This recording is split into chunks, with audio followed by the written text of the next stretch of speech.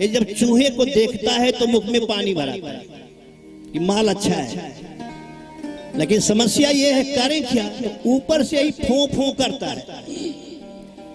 अब वो फो फो जब चूहे को देख के कर रहा है तो जैसे फो किया तो चूहा वैसे सिपट गया। बगल में मयूर बैठा है, तो मयूर ने चूहे से कहा यार जब वो फो करता है तो तुम दुबक क्यों जाते हो? तो चूहा ने कहा मेरी मजबूरी, क्योंकि इतना बड़ा है, अगर वो नीचे आएगा तो मैं नीचे से फिर ऊपर जाऊंगा और कहां जाऊं पता नहीं, इसलिए जब वो फो करता है तो मैं डर करके सिमट जाता हूं। तो मयूर ने कहा मैं किस लिए बैठा हूं? तुझे चूहे से तुझे डर लगता है, उससे नाग से बोले हाँ, कहे तो मैं किस लिए बैठा हूं, तू चिंता मत कर, पहले नीचे आने तो दे। अब सांप जब नीचे आना चाहता है तो बगल में मयूर को देखता है, तो सांप सोचता है कि तो मुझे खा लेगा, तो मयूर के डर से सांप नीचे नहीं आएगा। चूहा भी सुरक्षित, मयूर भी सुरक्षित। एक तरफ सांड नंदी बाबा खड़े हैं और एक तरफ शेर। अब आप जानते हो शेर सांड को पा जाए तो 2 मिनट में खत्म कर देगा, लेकिन सांड की हिम्मत नहीं शेर की तरफ जाए, शेर की हिम्मत नहीं ये सांड की तरफ आए। एक तरफ पूत बैठा है, एक तरफ भूत बैठा है, सब उल्टा पुल्टा परिवार, लेकिन एक घाट में पानी भोलेनाथ पिलाते हैं। कहे नाम भोलेनाथ पर कैसी राजनीति है, ये भोलेनाथ का परिवार है। किसको कहां पर कैसे रखना चाहिए ये भगवान भोलेनाथ से ही पहले सीखना है। इसलिए 33 कोटि देवता में किसी को महादेव नहीं कहा गया। आप एक बार कहिए बोले महादेव भगवान की जय हो। बेटा गलत खींच रहा है तो मीट सही करो। अब जैसे आपने कहा महादेव भगवान की, तो ये और किसी का जयकारा नहीं है, केवल महादेव का। महादेव का नाम महादेव क्यों पड़ा? और एक बात बताऊं, जितना बदनाम भोलेनाथ को हम लोगों ने किया है उतना और किसी देवताओं को किसी ने बदनाम नहीं किया। इतने सीधे हैं, इतने सहज हैं, इतने सरल हैं, नाम पर महादेव है। और महादेव की विशेषता, गांजा कौन पीता है? महादेव। अब पीने वाले इतने कलाकार, लगे दम मिटे गम, कमाए दुनिया खाए हम बोल बम, वो भी भोलेनाथ के खोपड़ी। भांग कौन? भोलेनाथ। धतूरा कौन? भोलेनाथ। अच्छा एक बात बता, शिव पुराण में तो कहीं नहीं लिखा है कि भोलेनाथ कभी गांजा भांग धतूरा पीते, तो फिर क्यों लिखा गया, क्यों ऐसा कहा जाता है? आइए हम बताते हैं। ऐसे नहीं महादेव बन गए हैं, महादेव बनने के पीछे राज है। जिसको दुनिया में कोई न पूछे, भोलेनाथ का मेरे पास आया। गुलाब दुर्गा जी को चाहिए, अड़हुल का फूल भवानी को चाहिए, धतूरा का हम किसके घर जाएं? भोलेनाथ का मेरे पास आ जाए। जिसको दुनिया में कोई न पूछे वो मेरे पास आ जाओ, मैं स्वीकार करता हूँ। सांप की पूजा कहीं नहीं होती, भोलेनाथ ने कहा मेरे पास आ जाओ। बिच्छू को कोई नहीं पूछता, भोलेनाथ ने कहा मेरे पास आ जाओ। खोपड़ी को कोई नहीं पूछता, भोलेनाथ ने कहा मेरे पास आ जाओ।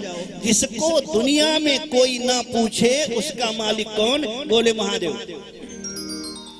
और जिससे पूरे दुनिया में किसी से काम ना हो, जिस देवता से, वो काम कौन करे? का महादेव। आप शिव पुराण की कथा सुने हो ना सुने हो, आपको एग्जाम्पल देता हूं। दक्ष की 27 पत्नियां रही। कितनी? 27। और सब दक्ष की 27 बेटियां रही हैं, और इन बेटियों का विवाह सब चंद्रमा से कर दिया गया। उनमें रोहिणी बहुत सुंदर थी। अब एक तो सुंदर, दूसरे चंद्रमा बहुत पसंद कर रहा है, तो और बेटियां दक्ष के यहाँ जाकर के कहीं कि और कोई लड़का नहीं मिला था क्या? एक के ही दरवाजे पे पटक आए, वो केवल रोहिणी को लेके बैठा रहता है, हम लोगों की तरफ तो देखता ही नहीं है। तो दक्ष को एक तो प्रधानमंत्री नहीं, राष्ट्रपति उस समय बने थे, बुलाया, इधर आओ। चंद्रमा आए। चंद्रमा से कहा, जब 27 बेटियां मैंने दिया तो तुम रोहिणी से ही क्यों प्यार करते हो?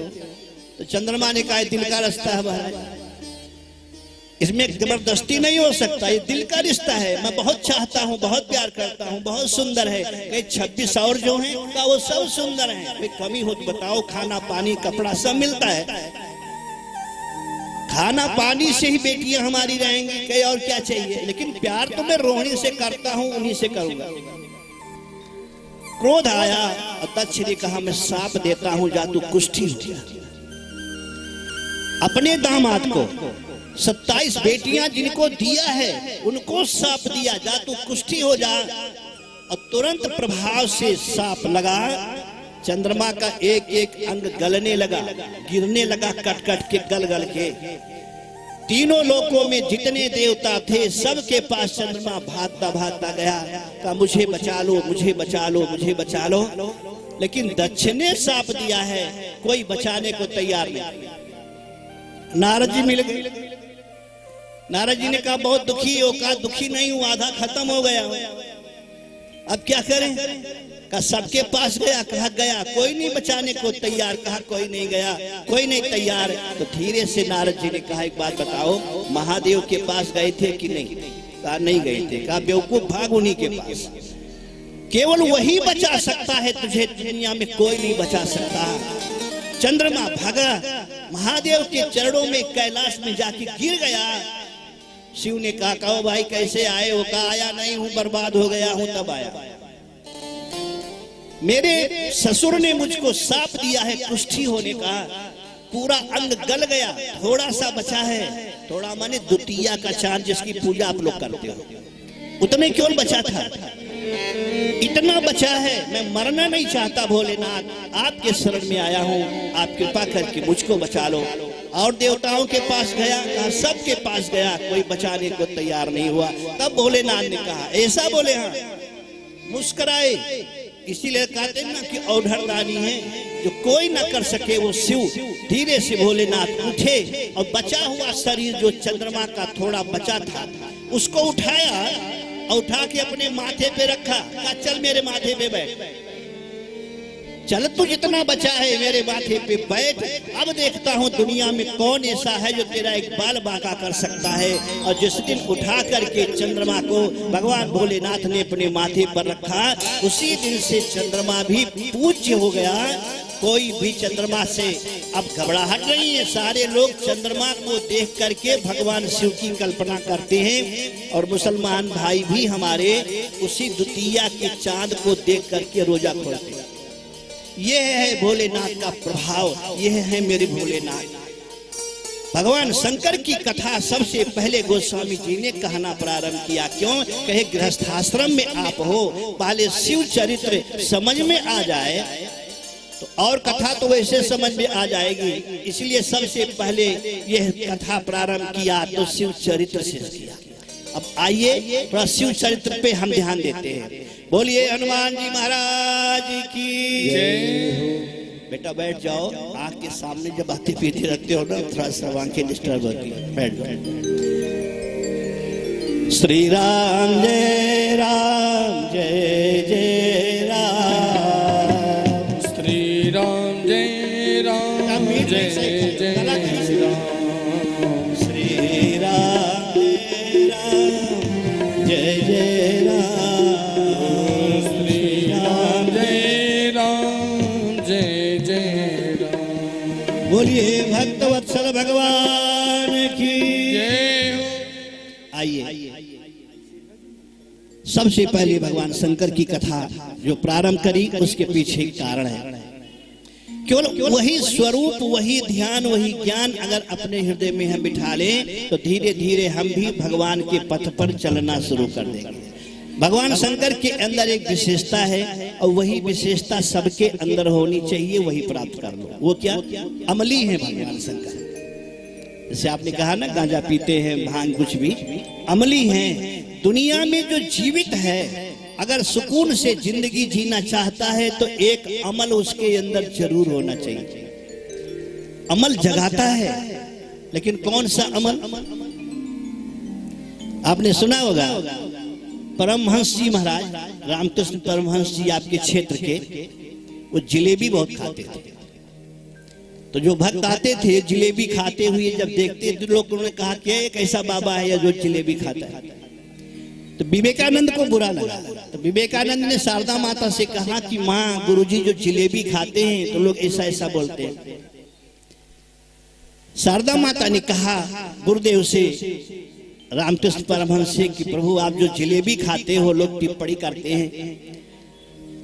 आंखें बंद करके रामकृष्ण परमहंस ने कहा, देवी जिस दिन मेरे आंख के सामने थाल जलेबी का रखा हो और मैं कह दूं नहीं खाऊंगा तो जान लेना परमहंस का वो अंतिम दिन है।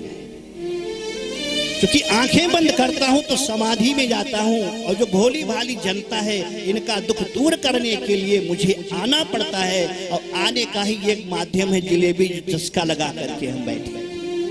एक अमल जरूरी है।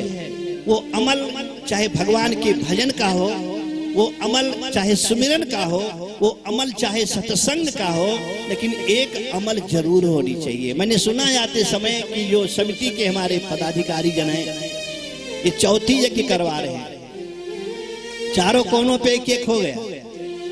ये क्या है कि ये भी एक अमल है, कथा सुनना भी एक अमल है, यज्ञ करना भी एक अमल है, भगवान की भक्ति करनी भी एक अमल है। और जिसके अंदर अमल नहीं है समझो वो मुर्दा है, किसी काम का नहीं। लेकिन भगवान शंकर का अमल सबसे निराला, सबसे विचित्र है। पत्नी है सती माता, भगवान शंकर हैं एक नंबर के अमली, दोनों में पटता कम है। क्यों? इसीलिए पति पत्नी का जब विवाह होता है तो लोग पहले नेचर देखते हैं कि लड़की का स्वभाव कैसा है और लड़के का स्वभाव कैसा है। जिसका भाई डीएम हो, डीजीपी हो या विधायक सांसद हो, उसकी बहन किसी कमजोर घर में जाए तो आप बोलो वो दामाद कैसा रहेगा? कुछ भी अगर दूल्हा कर दिया, कहेंगे ऐसा करोगे भैया को बोल दूंगी। अब भैया के डर से बेचारा वो बिल्कुल शुतुरमुर्ग बना रहता है। सती माता राष्ट्रपति की बेटी है, माने दक्ष की बेटी, माने राष्ट्रपति की बेटी है। और भगवान शंकर ना कोई आगे ना कोई पीछे। और स्त्रियां लोग, आप लोग तो बहुत अच्छी हो, आप सबकी मैं बात नहीं करता हूं। ऐसा लोग कहते हैं कि एक तो मैं जानता नहीं हूं और कोई कुछ कहे तो उसको मानता नहीं। तो कुछ स्त्रियां ऐसी होती हैं कि पति समझाने लगे तो वो सुनने को तैयार नहीं है, वही उल्टे ज्ञान पिलाने लगती है। भगवान शंकर का परिवार और भगवान शंकर की धर्मपत्नी माता सती में दोनों में यही अंतर था। सती अपने को बहुत बुद्धिमान मानती हैं, बहुत ज्यादा। ध्यान रखना, जो हमारे पुरुष वर्ग हैं आपके ऊपर आया होगा, अनुभव किए होंगे, जब पत्नी बहुत समझाने लगे पति को तो दो ही रीजन होता है। या तो पति रोज झगड़ा करे सुबह से शाम तक, या 8 बजे छोड़ करके चला जाए चाय के दुकान पे बैठे, और फिर रात को 11 बजे आए, कि कौन झेलेगा पत्नी को बैठकर। भगवान शंकर और सती माता में केवल एक यही स्थिति है। बहुत ज्यादा होशियार मानती हैं सती माता अपने आप को, और भोलेनाथ बहुत ज्यादा अपने आप को, क्योंकि जब पत्नी बहुत समझाने लगे तो पति को शांत होना पड़ता है। भगवान भोलेनाथ में एक कमी है, उसको अच्छाई कह लो, अमल कह लो। या तो राम नाम जपना, या तो सत्संग कर। ऐसी कथा आती है कि करीब 6 महीने बीत गए, भगवान शंकर ने कोई कथा नहीं सुनी। सुनाने वाला वक्ता गायब था। अमल पे अमल बढ़ती गई। आवाज भोलेनाथ ने कहा आज मैं सुनने जाऊंगा जब। अब सुनने जाए तो सती माता बीच में जरूर कुछ ना कुछ बोलेंगी, इसलिए शिव ने बहाना बनाया कि शाम को जब हम चलेंगे, ये दोपहर को जब चलें, जब सती माता सुनते हुए मुझे मिले, उस समय हम चलेंगे। दोपहरी का समय भोलेनाथ उठे, अपना बाघंबर नंदी पे लादा, त्रिशूल लादा, और चुपके से जब चलने लगे कि सती माता सो रही होंगी, संयोग से उस दिन जग रही थी, और जैसे दरवाजे पर शिव कदम आगे बढ़ाए ऐसे सती माता ने देखा, भोलेनाथ से पूछ पड़े कहाँ जा रहे हो भोलेनाथ। जिसका डर था बेदर्दी वही बात हो गई। जैसे पूछा कहाँ जा रहे हो भोलेनाथ, कहे कि कथा सुनने जा रहा हूं। तो सती माता ने कहा कथा सुनने आप जा रहे हो? बोले हाँ। कि कौन ऐसा भक्ता है जिसके दरवाजे पे आप सुनने जा रहे हैं, और उसको यहीं पे बुला लो। ध्यान से सुनिएगा, उसको यहीं बुला लो। भोलेनाथ ने कहा क्या बुला लो? जो सुनाता है, जिसकी कथा मुझे अच्छी लगती है, वो अब काशी में नहीं आएगा। सती माता ने कहा आप त्रिभुवन के स्वामी हो, आप बुलाओगे, क्यों नहीं आएगा? कहा नहीं आएगा। क्यों नहीं आएगा? ये बड़ी लंबी कथा है। अब देखो कलाकारी का, बड़ी लंबी कथा है। तो भवानी ने कहा अगर लंबी कथा है तो मुझे संक्षेप में सुना दो, फिर तुम सुनने जाओ। तो भोलेनाथ को लगा कि अगर थोड़ा हम सुना दें और सुनाने के बाद में हमें छुट्टी मिले तो सुना करके चलते हैं। अब ध्यान रखिएगा, भोलेनाथ ने जो सुना है ये रामायण में नहीं है, पुराणों में कथा है। विंध्याचल पर्वत ने कहा सूर्य से कि तुम हमारी परिक्रमा करो। तो सूर्य ने कहा कि मैं तो नहीं कर सकता हूं, क्योंकि मेरी चाल फिक्स है, हम वैसे चल सकते हैं। विंध्याचल ने कहा अगर परिक्रमा नहीं करोगे तो मैं इतना इतना ऊपर उठ जाऊंगा कि तुम दक्षिण से उत्तर नहीं जा सकते। तो सूर्य ने कहा आपकी मर्जी, जो आप चाहो कर सकते हो। इतना बढ़ गया ऊपर विंध्याचल पर्वत कि सूर्य का प्रकाश दक्षिण में रह गया, उत्तर में नहीं आ पा रहा था। उत्तर में है काशी।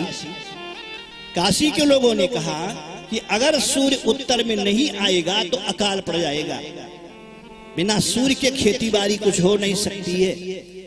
इसलिए सूर्य को उत्तर आने के लिए जो विंध्याचल रोकता है, इसको कैसे रोका जाए? तो लोगों ने कहा एक महात्मा है वही रोक सकता है। महात्मा का नाम बोले अगस्त ऋषि, और उस समय काशी में थे। तो लोगों ने प्रार्थना करी। अगस्त ऋषि धीरे से पत्नी का हाथ पकड़ा, कहा चलो अब काशी से अन्न जल उठा। और जब चलने लगे तो अगस्त ऋषि के जाते हुए जब विंध्याचल पर्वत ने देखा तो विंध्याचल ने सोचा कि